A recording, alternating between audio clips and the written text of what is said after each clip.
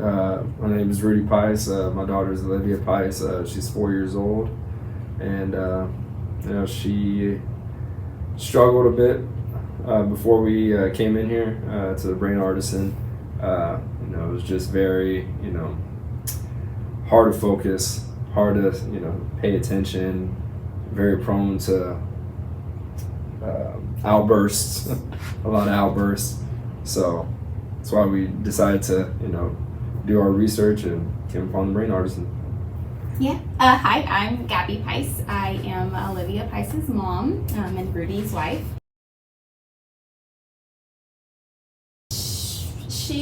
Her behavioral issues at school were she had a lot of aggression. She was hitting other kids. She was throwing toys across the room, hitting teachers.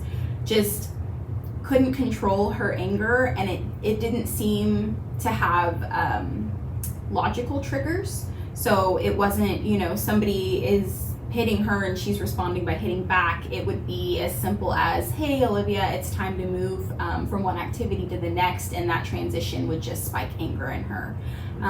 So we just noticed a lot of behavior that seemed unusual, and so we thought, we've got to figure out what's going on with her so that we can get her some help, because she's clearly frustrated and stressed out, and we didn't want her to feel that way. Yeah, I mean, even like at home, you say it's bath time or bedtime, and would just like lose it, like throw stuff against the wall. And at first, I was just thinking like, all right, well, she's 2, she's 3, it just comes with the age. But then when it started, like Gabby was saying, happening at school, like, all right, we need to look deeper into this. Gabby and I were just becoming more and more increasingly frustrated. We tried the whole, calm parenting thing, staying patient with her, and just like I said, it puts a lot of stress on, like as a parent, like what can you do?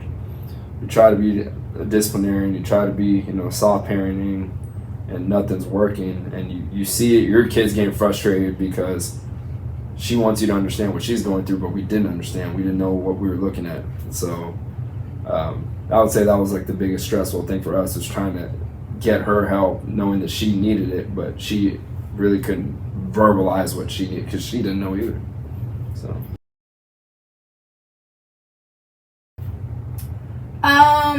We actually heard about neurofeedback through my boss at work. Her daughter went through neurofeedback for ADHD when she was a kid.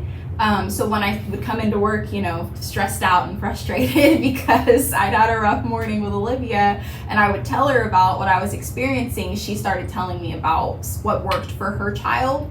Now her daughter had ADHD, which Olivia also has ADHD, but Olivia also has autism, like level 1 autism. So it was a little bit different, but still at that point I was like, well, whatever works. I'd never heard of neurofeedback, but she spoke so highly of it that I thought, well, we may as well try something, because nothing we've done so far has made a difference for Olivia. Taking her to therapy, the therapist was like, she's fine. She has no issues when she's with me. So there was really, there wasn't anything we could do to fix the situation.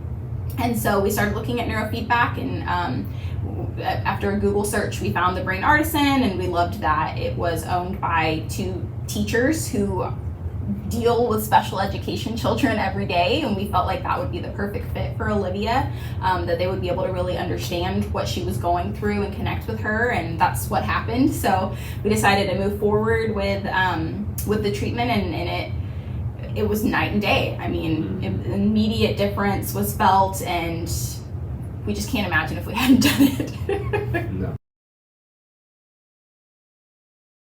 Basically just calm down the tantrums, just like the irrational outbursts, the ability to focus. You asked before neurofeedback, you would have to ask her literally like 5 to 7 times to comply with something, and at first it seemed as if like, okay, she's not listening, but then you realize like, no, she just can't focus. She really can't focus.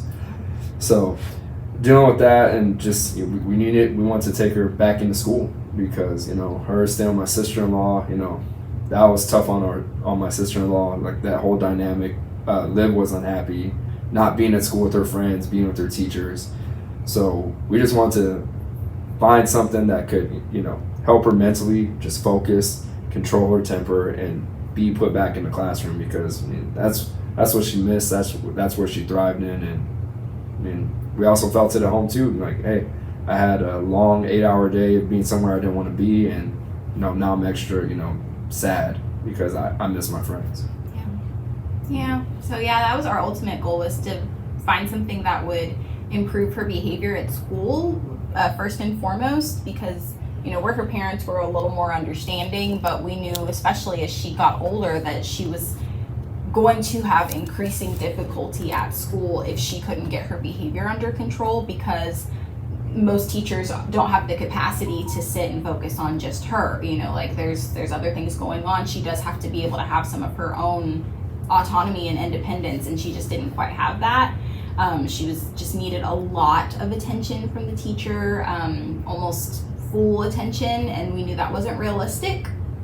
So we really wanted something that would help her focus, because that's what they were saying that she couldn't do. She couldn't sit and focus for 10 minutes on an activity. She'd be up wandering around the room, and she would get so angry. We really, that was the biggest thing, I think, was we've got to get that anger under control, because she was just so angry all the time, and that's no way to live.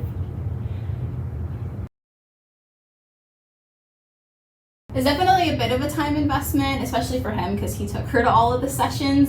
She just seemed to be able to focus better when it was with him, whereas with mom, she was like, oh, mom's here, I'm gonna, with dads, she's just like, dad's here, I gotta do what I'm supposed to do. So I think that made a huge difference. I know it was a huge time commitment for him, but I think that it is a time investment, especially up front. You're kind of doing it more, but it tapers off, and it's not like you're doing it for years and years.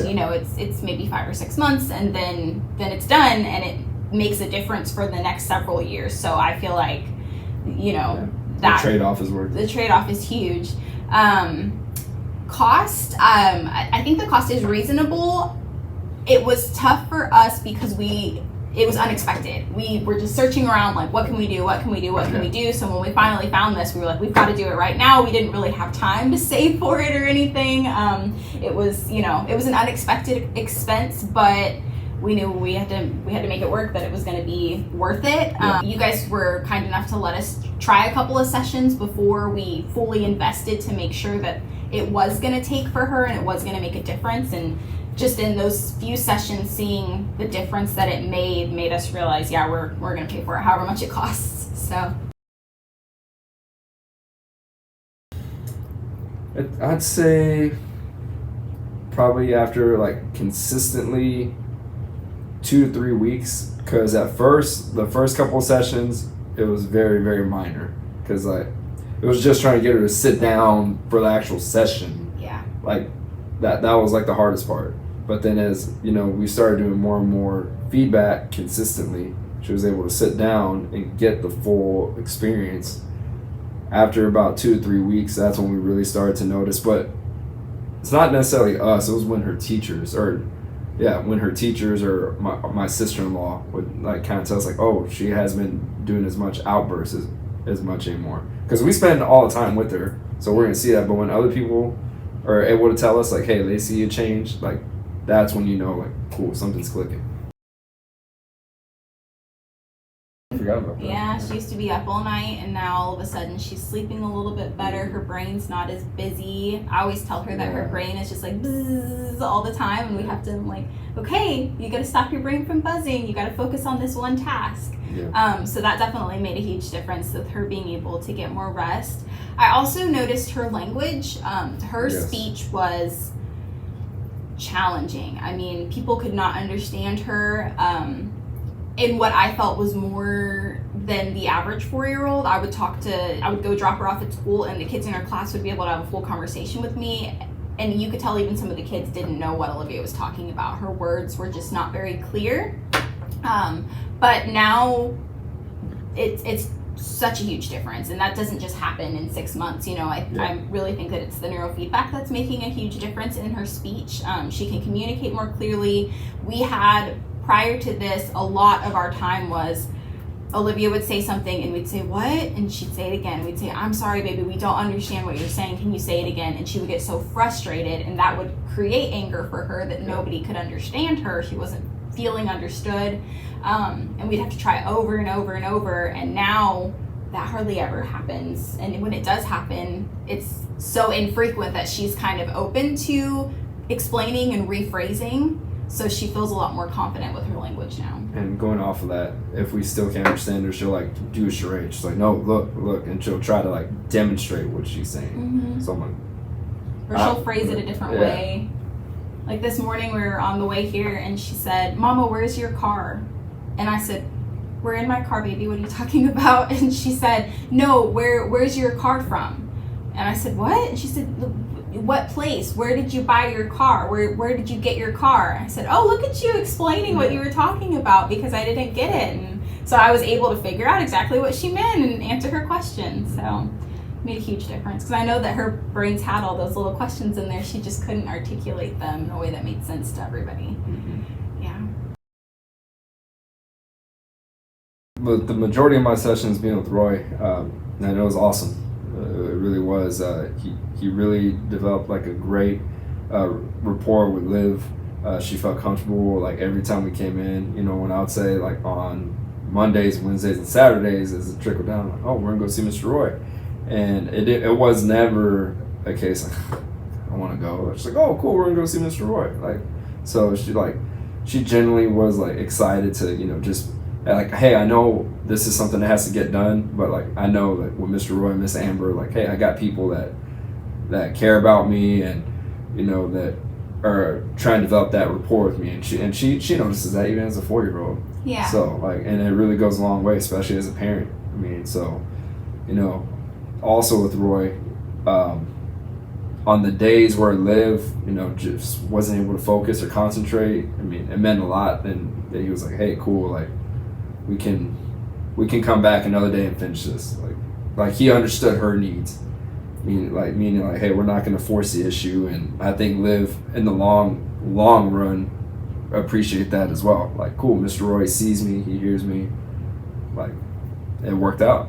And then there's days too where when she was able to focus, you know, Roy would be, hey, let's try to get another 2 to 3 minutes in, because like, hey, this is great what we're doing. And you know, he would let her know that. Both of y'all did. Y'all let her know, hey, you're doing a great job, and you know, that really resonates with her. Like she wants that pat on the back, because she knows that she's trying her hardest. So at the beginning, she couldn't sit down, and now like, hey, look, Mom, Dad, I sat down for half an hour. Mm-hmm. Mm-hmm. I also would say that you guys are very flexible. Yes. Like if something didn't work for us, you were easily able to move us to another day or another time to make sure that we could do what was best for everybody, which was really nice. And I will say, yes, Roy definitely did a great job of building that relationship with Olivia. She would come, sometimes she would say, oh, I'm going to tell Mr. Roy about this thing that happened at school today. I'm going to save it and tell him. So he really developed that relationship with her. She felt like, this is another one of my teachers, and she loves her teachers, and that's a really strong relationship for her. That teacher-student relationship makes a huge difference for her. So. No, we do not think we'd be at the same place if we hadn't done this. Absolutely not. No, we'd probably still be in the same place we were before, honestly. I don't think that her development would have, I think we were looking at a lot longer of her development kind of just being stagnant. She kind of got to, I would say like 2.5, and she just kind of got stuck there emotionally and behaviorally. Intellectually, she was continuing to grow, but she couldn't communicate what was going on in her head, and she didn't have emotions that, you know, like all of her emotions were so strong. I think she probably just would have remained there until it's not, her development hasn't been linear, so we have no idea how long she would have kind of stayed in the same spot without developing more, and now we feel like she's developing normally. So, yeah.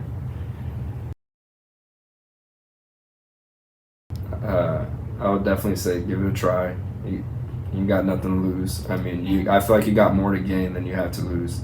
Like I said, if you're at your wit's end and you know you've tried other avenues, or even if you haven't tried other avenues, I mean, I feel like, you know, just based off of this testimony, I mean, with somebody that's coming from parents that tried other avenues and we couldn't find it. Like, I would say give this a try first, but be patient with it. Like, it's a process. I mean, you know, it's not going to be like night and day. Like, understand it's a process, and you know, just pay attention and just give it a shot. Yeah, I agree. I think even doing 10 sessions would show you whether, you know, the difference that you're looking for. I feel like that's how it was for us. After, you know, those first 10, we were like, okay, this is working. You know, because we would go home, you know, especially those first maybe 3 to 5, we'd come in, we'd do it, we'd leave, we'd be like, did that work? Did that do anything? And after each session, maybe the first 2, we were like, I don't know, we're gonna have to see. She's really tired, which is nice. Like, let's put her to bed. That's great, you know. But after, I think that 3rd one is when I was like, this is working. Did you just see, like, that outburst she was having? She was able to settle down from that way quicker than she used to. But something changed. And so every session, it would just be, this is working, till we didn't really have to talk about it anymore because we knew that it was working. And we had to continue with it. I would definitely say, though, you have to be willing to commit to it. I don't know it would work as well if you didn't say, okay, I'm gonna come for the 3 sessions a week, I'm gonna come for the 2 a week, I'm gonna come for the 1 a week. So that's something to consider, is you really do want to give it your all so that you can get the results you're looking for. You know, if you drag it out, it's not going to work as quickly, whereas we're done December to May. So and just kind of like going off what Gabby said, just like one more time, if I had to reiterate anything, like, you have to be consistent. Like, you gotta be there for your kid. Like, you have to put your kid first. Like, if there's something you're gonna do, it can't just be, well, I'm gonna miss 2 weeks. Like, you gotta stay consistent. Do for your kid. Put them first, because, man, you know, great things take time. So make sure that you're being consistent and just keep adding on to it. Just keep stacking.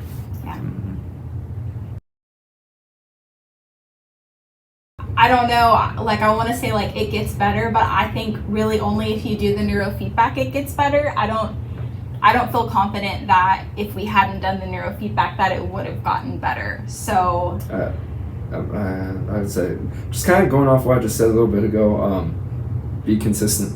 If you're not consistent, and if you're not, like, be consistent and be, you know, precise in your decision. Like, if you're going to be doing this, you got to be all in. Like, you got to communicate. Like, we would say, you would come in, or we would talk about, what does Olivia need to work on this week? And we'd say, oh, you know, there's this whole spectrum of things that the neurofeedback helps with. And so each session is kind of tailored to, okay, we're going to spend 10 minutes working on this behavior. We're going to spend 10 minutes working on this behavior and targeting the different parts of the brain that affect that behavior. So we would make sure that we were communicating about what we were seeing at home. So, oh, hey, Olivia had a rough week this week, but it wasn't because she couldn't focus. Her focus was fine this week, but this week she was really angry. So let's make sure that we communicate to Roy and Amber that the anger is something that she needs to work on for the next week. So I think that was huge, is paying attention to that. And then also trusting Roy and Amber and trusting the process, because we would never have thought to say she needs to work on her speech, but they saw that she was having speech issues and started putting, I guess a speech, I don't know what it's called, like doing like a 10-minute session during our normal hour where it was targeting her speech. And so we were seeing all these improvements in her speech and didn't even really realize that it was because of the neurofeedback until Roy brought up one day. He said, how's her speech? Is her speech improving? And we said, you know what? It is improving. How about that? He was like, well, yeah, you know, we've been working on it in the neurofeedback. And we thought, oh, well, that makes so much sense. We thought she was just magically, I don't know, figuring out words. So to break it down, kind of going off what Gabby said, communication, trust, and consistency. If I had to put those 3 things, communication, trust, consistency, then you should see results. Yeah, you should.